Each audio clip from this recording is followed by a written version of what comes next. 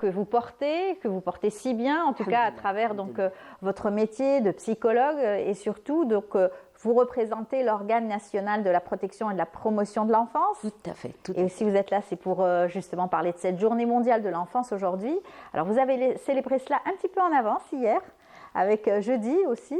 Voilà, c'est pour préparer un peu nos enfants par rapport aux activités, mais parce qu'il y a eu beaucoup d'événements aussi cette année. Pratiquement, c'est tout le monde qui s'implique à fêter, à offrir un peu ce cadre aux enfants pour qu'on puisse revenir avec quelque chose qui peut leur rendre hommage, mais qu'on puisse faire le bilan, leur offrir le spectacle qu'il faut, mettre les points, travailler surtout avec le mouvement associatif et puis remercier tous les gens qui sont là et consolider un peu l'effort entre nous tous. Et accompagner les enfants, les encadrer, leur offrir le loisir qu'il faut et surtout l'éducation qu'il faut, les accompagner, les aider à grandir comme des adultes responsables ensuite, c'est cela? Avec des bons souvenirs. C'était un peu notre expérience hier. Regrouper les enfants de plusieurs secteurs, de la Forum par exemple, les orphelins de Ben Talha, les enfants aussi des centres, les CPP, les centres de psychopédagogiques, les enfants handicapés, les enfants de l'Keshafa, les scouts algériens, musulmans, les enfants aussi d'autres crèches, avoir le cocktail de tous ces corps pour qu'ils puissent vraiment vivre un spectacle, c'est le meilleur moment pour leur offrir des souvenirs, surtout si ça s'organise comme la fête d'hier au Théâtre National algérien, Bachtarzi.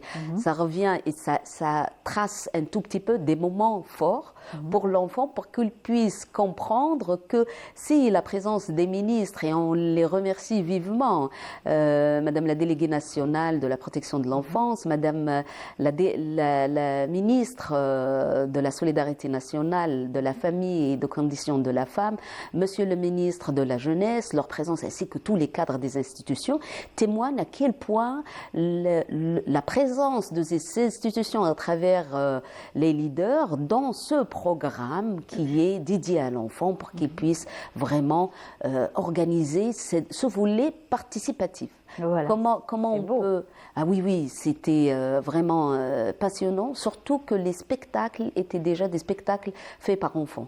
On revient à la troupe Ahl El-Fen, la troupe Louis M, à Pipo aussi, comme artiste sur la scène, qui était là dans le contact direct avec les enfants, dans la joie, l'échange. Et puis voilà, c'était l'enfant pour l'enfant. Voilà. Et je crois que si je parle de cet événement, moi je dirais il y avait des ateliers. Et les ateliers des différentes institutions, c'était un espace ouvert pour permettre aux responsables, aux cadres, de donner la parole à l'enfant et puis de leur expliquer et puis de rester dans cette continuité, dans cet échange qui est le vrai cadre. C'est donner la parole à l'enfant, l'écouter, construire avec lui. Et le lui protéger permettre... surtout. Absolument, absolument. Protéger, c'est le sensibiliser par rapport à ses droits, le sensibiliser par rapport à tous ces outils de signalement aussi. Aujourd'hui, s'il y a atteinte à ses droits, c'est comment faire, quelle est la procédure, quelle est la démarche à faire et comment vraiment ouvrir pour les protéger. Je crois qu'aujourd'hui, à travers ces événements, on revient juste pour placer les mots et pour dire que voilà, ça existe chez nous, que c'est très fort, c'est un engagement très très fort aujourd'hui. C'est une responsabilité commune. Absolument. Oui, l'enfant qui est un enfant fragile, qu'il faut absolument protéger, qui pourrait être en difficulté et qui pourrait être aussi dans une famille tout à fait normale et être équilibré bien sûr, mais avant il faut toujours le sensibiliser, c'est ce que vous avez toujours fait. À chaque fois que vous veniez dans notre émission, il y avait une thématique autour donc, de l'enfance pour essayer de toucher à tous les points qui peuvent entourer l'éducation, l'enfant, son évolution à travers bien sûr la société. Et ça c'est important de toucher à chaque fois un thème. C'était, je crois que, et ça c'est le rôle des médias aussi, il y avait un échange extraordinaire.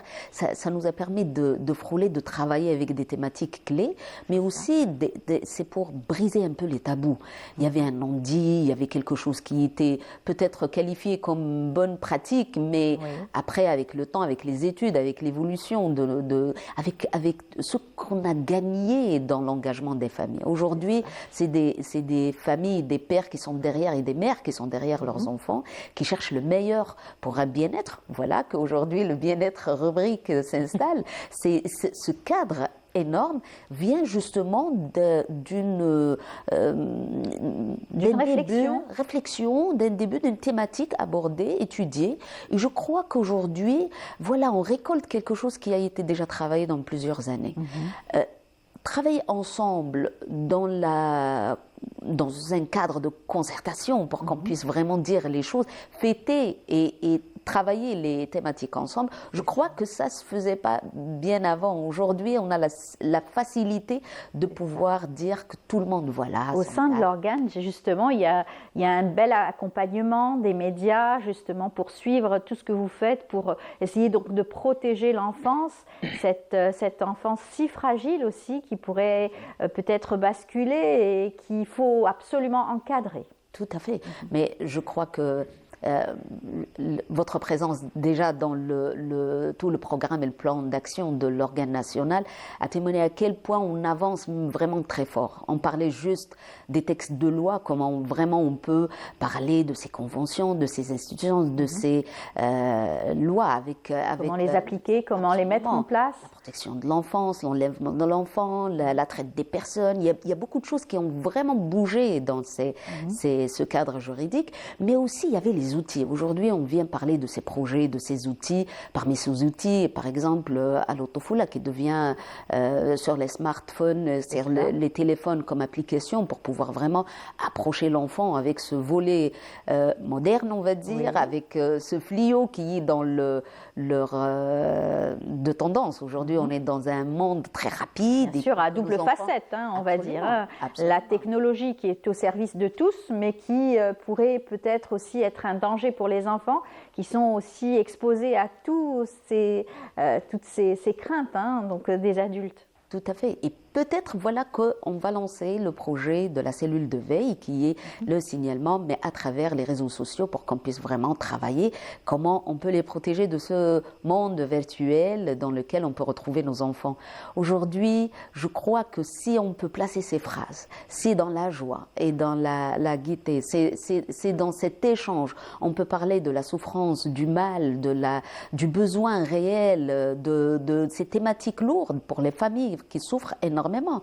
Aujourd'hui, j'ouvre juste la parenthèse par rapport aux enfants autistes, par rapport aux enfants IMC, par rapport aux enfants de la Lune. Il y a beaucoup de thématiques. Toutes les thématiques que nous avions abordées à l'époque, autour des dyslexies, etc. Tout ce qui touchait autour donc, de la santé de l'enfant, ça c'était important aussi, de pouvoir aider aussi les parents à mieux comprendre, bien sûr, ces pathologies. Mais aussi le programme pour installer quelque chose qui va de soi pour répondre à ça. Et je crois que c'est tout, ça se chapeaute par Mukhattat Amal, c'est un canevas de travail. Et puis voilà qu'aujourd'hui on parle du plan national de l'enfance qui est après les assises nationales vient justement témoigner pour vraiment souligner l'apport et puis l'utilité de pouvoir instaurer ça dans un plan de travail très sans pour autant les manipuler. Absolument. Ça, encore une fois, c'est une grave dérive au point donc, de pouvoir manipuler un enfant, que ce soit dans les publicités, que ce soit bien sûr à tous les niveaux. La traite, c'est anormal de trouver des enfants qui travaillent. D'abord qui mendient, c'est pas normal. Il y a des parents qui font travailler leurs enfants pour ça. C'est anormal il y a plein de petites choses qui sont rentrées dans le quotidien qui ne devraient pas exister. Un enfant ne doit pas travailler. Il doit vivre, bien vivre, essayer de lui donner un foyer minimum et beaucoup de choix. Tout à fait. Et bien sûr, l'organe est là pour essayer donc d'accompagner ces enfants. Vous êtes sur le territoire national. Vous travaillez avec les différentes cellules, hein, que ce soit bien sûr, il y a la police, il y a la gendarmerie. Tout cela travaille en corrélation pour essayer de vous accompagner. Hein. Justement, puis le service des milieux ouverts pour l'enquête, les juges des mineurs, l'une des thématiques, bien sûr, là vous travaillez de l'exploitation économique des enfants et on essaye de séparer vers l'enfant, mais voilà que l'une des thématiques phares, et voilà, on peut dire aussi la violence, les enfants victimes de violence dans toutes ses formes. Les enfants disparus.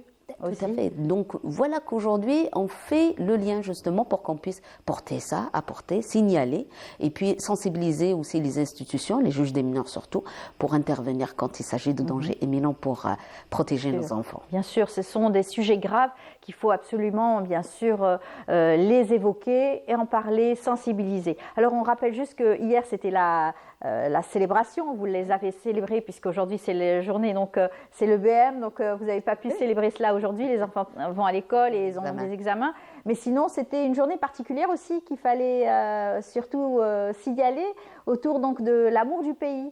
C'est important, c'était la thématique. Mais voilà qu'on revient aujourd'hui pour parler, pour justement mettre au devant un tout petit peu notre amour à notre patrie et comment l'enfant aussi il peut participer dans tout ce qui nous entoure. Aujourd'hui, sa participation c'est l'un des droits fondamentaux de l'enfant et puis comment ça se réalise? Ça se réalise à travers ces parenthèses dans lesquelles on lui donne la parole pour qu'il puisse vraiment dire les choses. Et je crois que Maïssa, l'ambassadrice de l'organe national que vous connaissez très bien, elle aussi, qui est notre artiste avec